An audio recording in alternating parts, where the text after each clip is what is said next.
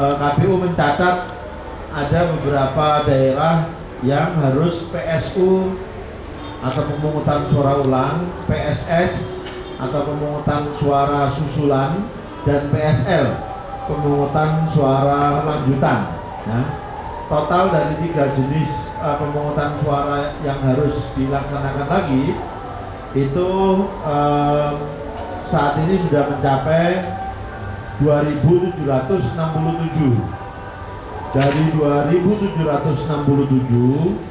yang sudah dilaksanakan oleh KPU sebanyak 1.511. Itu bervariasi baik PSU, PSS maupun PSL ya. Itu sudah kita tidak lanjuti sebanyak 1.511. Mudah-mudahan paling lambat sebagaimana ketentuan undang-undang tidak lebih dari 10 hari seluruh tidak lanjut terhadap PSU, PSS maupun PSL sudah bisa kita laksanakan semua. Kemudian yang kedua, kami perlu informasikan terkait dengan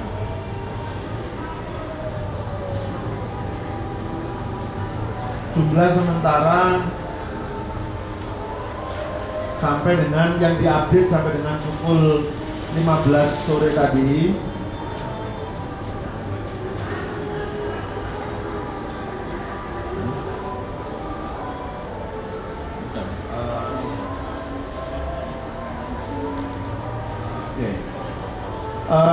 Jumlah update terakhir petugas penyelenggara pemilu yang tertimpa musibah itu sebanyak 90 orang meninggal dunia, kemudian 374 orang sakit ini bervariasi ya.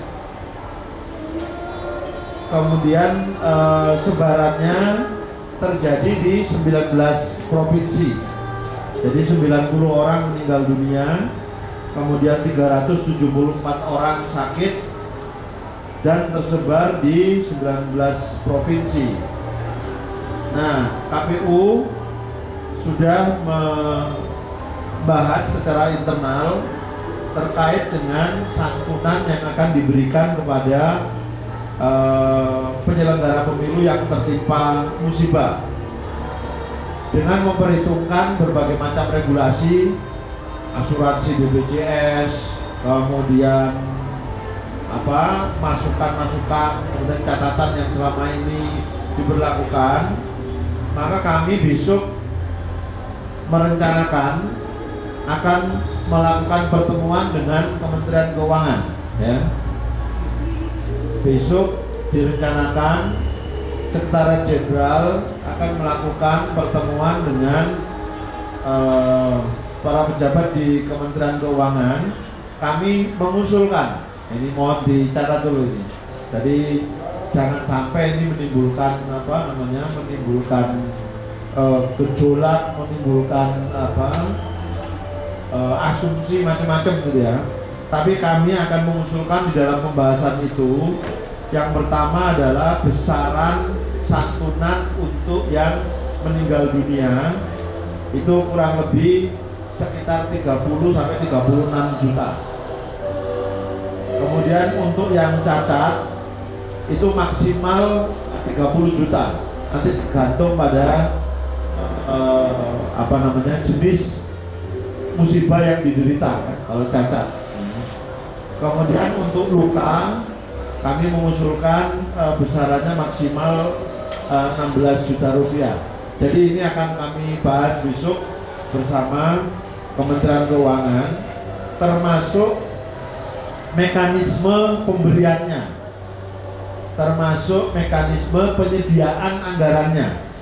Karena kan anggaran KPU tidak ada yang berbunyi nomenklaturnya sebagai santunan. Nah itu nanti akan diperkenankan diambil dari pos anggaran mana yang KPU bisa melakukan penghematan dan anggarannya belum dipakai, itu nanti kami akan usulkan untuk bisa membiayai santunan ini. Kemudian yang berikutnya sebagaimana disaksikan oleh teman-teman, situng kita sampai hari ini sudah mampu menyelesaikan input data sebanyak 16,4%. Jadi kemarin memang ada sedikit lambat, tapi mulai tadi malam itu sudah terjadi peningkatan kecepatan untuk input data. Ya. Nah, kemudian kami perlu sampaikan juga terhadap kejadian-kejadian salah input, KPU terus berhati-hati terhadap proses input data dan melakukan koreksi apabila terjadi kesalahan input. Dan KPU juga sudah mengingatkan kembali kepada KPU Provinsi, KPU Kabupaten Kota agar terus memonitoring, mensupervisi agar kejadian kesalahan input itu tidak terulang kembali. Mungkin itu beberapa hal yang bisa saya sampaikan. Kalau ada yang perlu dilengkapi atau ditambahkan, saya persilahkan. Mungkin dari Pak Ilham ada yang sampaikan, cukup. Pak Firyan, Pak Bram, Pak Wahyu, ada yang mau disampaikan? Pak Azim, cukup ya. Baik, demikian teman-teman sekalian. Terima kasih. Assalamualaikum warahmatullahi wabarakatuh.